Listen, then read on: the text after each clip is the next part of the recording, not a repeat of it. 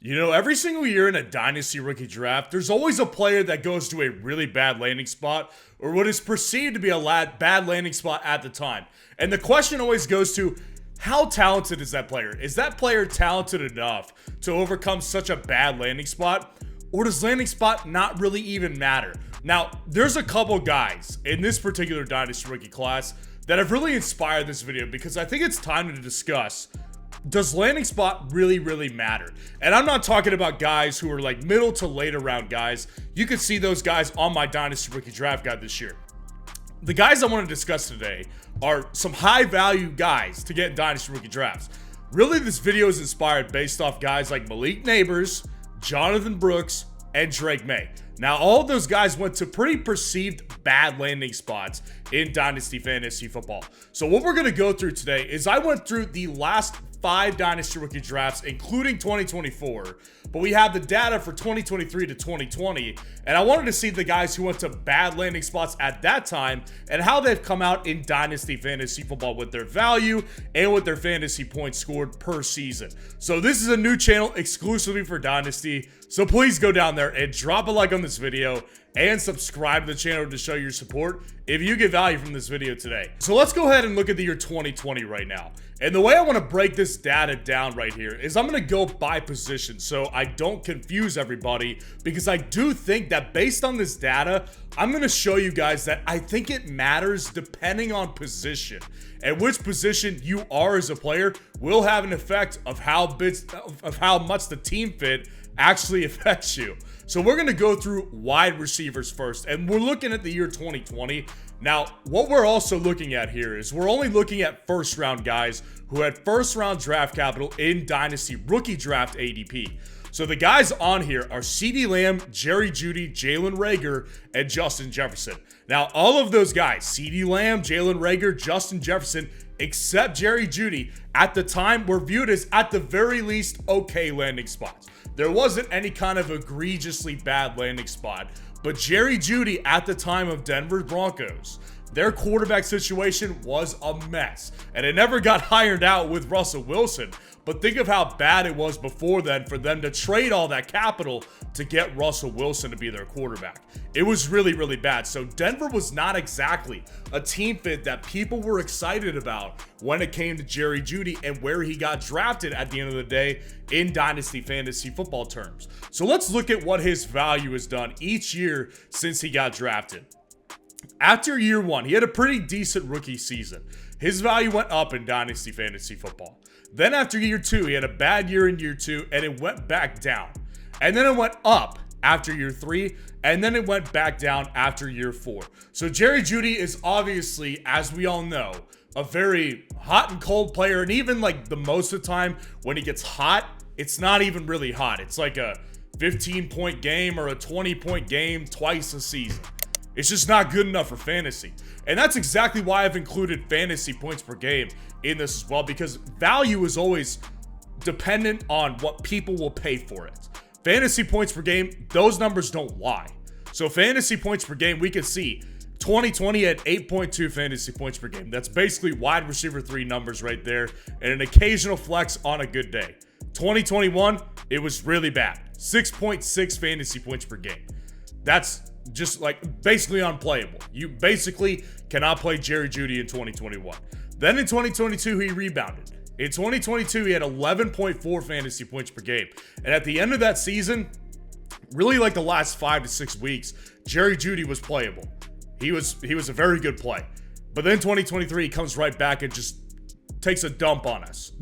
All of us collectively, we were like expecting so much more for Jerry Jeudy. How many of us were really happy about the production we got from him, especially if you drafted him like a best ball league? So Jerry Jeudy was overall has been a massive disappointment in Dynasty Fantasy Football. And let's just keep it in mind, the landing spot at the time was terrible. Now let's move on to 2021. Aside from Terrace Marshall, all of these guys, at the very least, like I said, pretty decent landing spots. Like Jamar Chase in Cincinnati had his college quarterback with Burrow. That's a good landing spot. Devonta Smith was the only guy at the time in Philadelphia. So at the time, that was a fantastic landing spot. Jalen Waddle had 2 at the time. It was a pretty decent landing spot. Rashad Bateman with the Baltimore Ravens and Lamar Jackson viewed as a pretty good landing spot.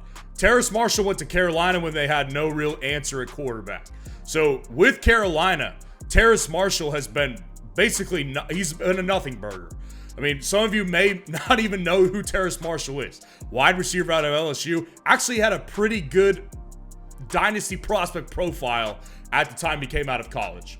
But he's done nothing but disappoint. And even, again, the year that his value went up in Dynasty Fantasy Football, he only had 5.3 fantasy points per game. Unplayable. So the most of the time it's been 2 fantasy points per game. That's just horrible. Like, you can't play Terrace Marshall. Does the landing spot affect it? Well, all I know is that the first 2 years we went through, bad landing spots equal bad fantasy output for the most part. Now let's go to 2022. Drake London, Garrett Wilson, and Jameson Williams, all of them landed on bad landing spot. Now, if you notice right here, there was 8 wide receivers in the 2022 draft class that were inside of the first round of Dynasty rookie drafts. It was a massive year for Dynasty Fantasy Football wide receivers as far as rookies go. Now, Drake London was definitely viewed as a bad landing spot. He went to Atlanta in the top 10, and they were at the time using Marcus Mariota. Everybody knew there was a ceiling when it came to Drake London in his first couple years. With Garrett Wilson, I debated putting him on the bad landing spot area because at the time when he got drafted, they had just drafted Zach Wilson a year prior. So there was a little bit of hope around him developing with Zach Wilson. Obviously, none of that developed. And then Jameson Williams, at the time, it's funny to say now, but Jameson Williams was viewed as a bad landing spot in Detroit. It's actually a great landing spot, but at the time, viewed as a bad landing spot. So he's on this list right here. Now let's look at what all of them have done so far. Drake London, his value has continued to go up. Garrett Wilson basically has continued to go up, and I would say it's been more neutral after his second year. Now, this is really funny to me because I'm going to probably make a video on this a couple weeks down the road about how inflated their prices are, because just look at the fantasy points per game. It does not match the type of value that these guys are actually worth in dynasty trades right now. Drake London, 8.4 fantasy points per game and 8.7 fantasy points per game. If you look back to Jerry Jeudy, that's basically around his first year in fantasy football. Like wide receiver 3 type of numbers. So just not good. And it's curious to know why they just have such inflated values. Obviously they're talented players, but their fantasy points per game don't lie. Garrett Wilson's been better. 10.2 and 9.7 fantasy points per game in his first 2 seasons, but still, these guys are like top 10, top 12 dynasty wide receivers for the most part. So then we've got Jameson Williams, and looking at him, his has gone down, and it went just a little slightly up after his second season, but again, not playable at all. 2.4 fantasy points per game his rookie year, and then 5.7 fantasy points per game last year. So Jameson Williams has been completely unplayable in Dynasty Fantasy Football. So in 2023, there really wasn't a bad landing spot amongst wide receivers that were going in the first round of Dynasty rookie drafts. So wide receiver, what this will tell us here is that if you just look at it from a numbers perspective, don't pay attention to the value of these Dynasty rookie players. The numbers will tell you on all of these guys, landing spot might matter. The highest fantasy points per game scored in a single season was Jerry Jeudy in his sophomore season. I'm sorry, in his third year in the NFL. And there was only one other wide receiver who scored over 10 fantasy points per game. 10.2 fantasy points per game. So the consensus here is really going to show us that wide receivers, when it comes to them, landing spot matters. And that makes me worry for Malik Neighbors here. Now, obviously, we all know that things can change. When it comes to wide receivers, you can get a new quarterback anytime, and then your value can change like that overnight. Look at what happened to Nico Collins when they got CJ Stroud. So I'm not saying it's a death sentence for Malik Neighbors, but it certainly is a concern, especially when we're coming out of the gate in year 1. Now let's look at the running back position right here, because I want to look at Jonathan Brooks and what he might see with a bad landing spot. Now the findings were pretty different here, and I'm going to show you guys.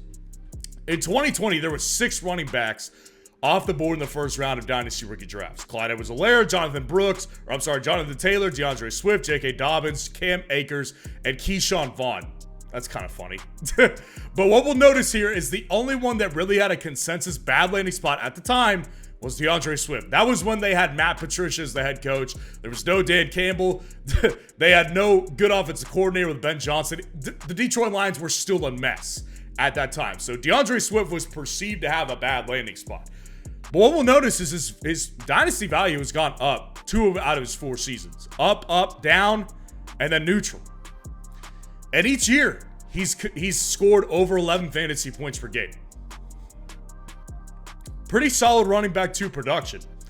And then you get a 13.7 fantasy point per game year and a 12.8 fantasy point per game year. That's bordering on RB1 numbers. So DeAndre Swift is kind of showing maybe landing spot doesn't matter when it comes to running back position. Now, DeAndre Swift is a pass catcher as well, so that definitely affects it, especially when you have a less mobile quarterback, which he did for years with Matt Stafford and with Jared Goff. Now, let's go to 2021. Only 3 running backs in the first round of Dynasty rookie drafts: Najee, Etienne, and Javonte. And Etienne at the time was viewed as a pretty negative landing spot. You know, they had just gotten Trevor Lawrence in the same draft, and they were dealing with the Urban Meyer era. So Travis Etienne was not viewed as a great landing spot.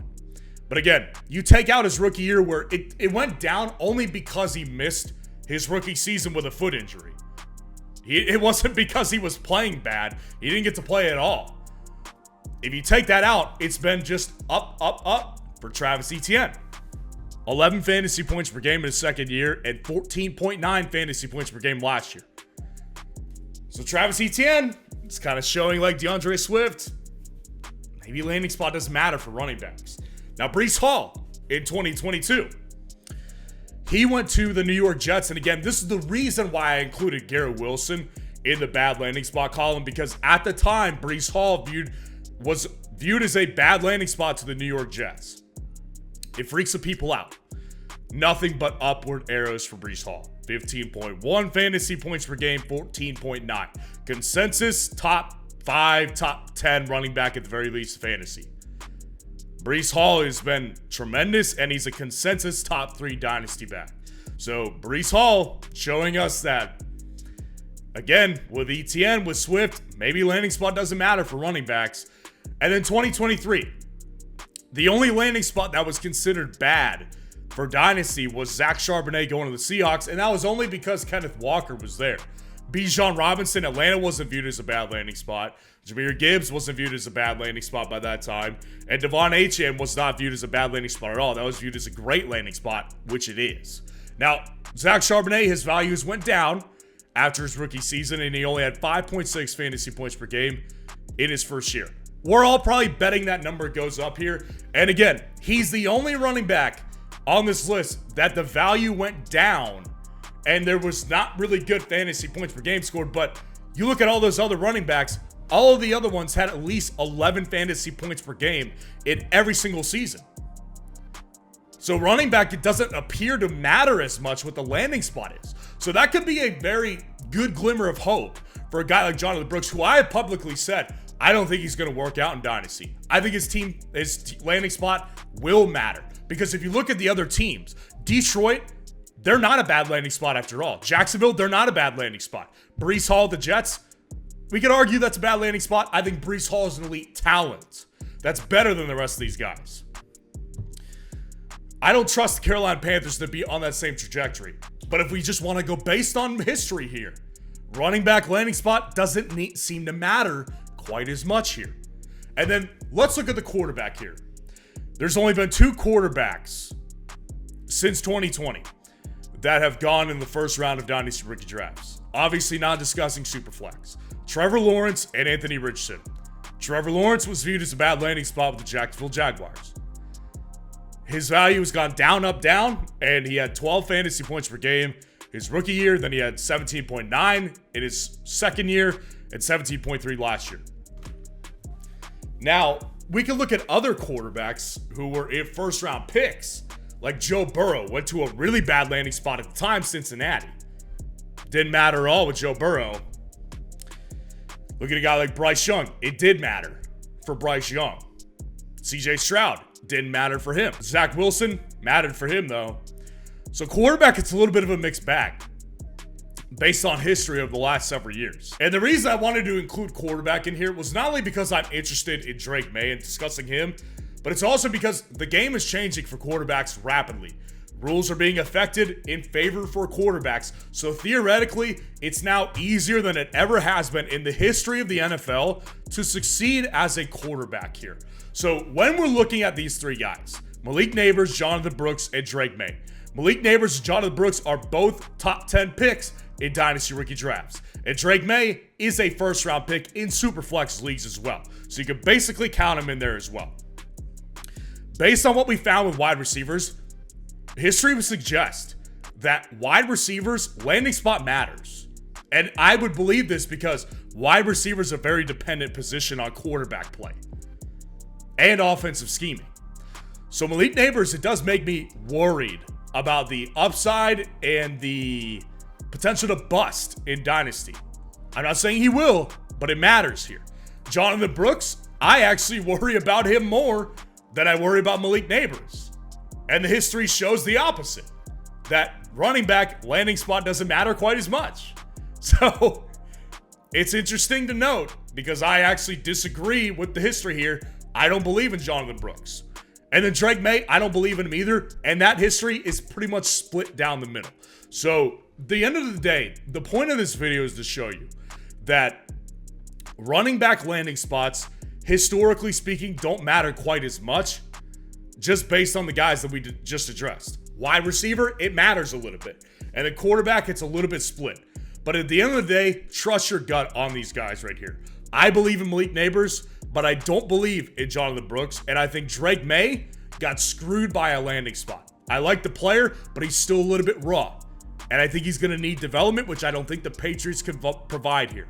So the bottom line is this. Landing spot appears to matter for certain positions, like at the wide receiver position and like at the quarterback position. Landing spot does not appear to matter quite as much with running backs. So I hope you got some value out of this. Make sure to go down there, drop a like on the video, and subscribe to the channel. And let me know what you think about the research in the comments below.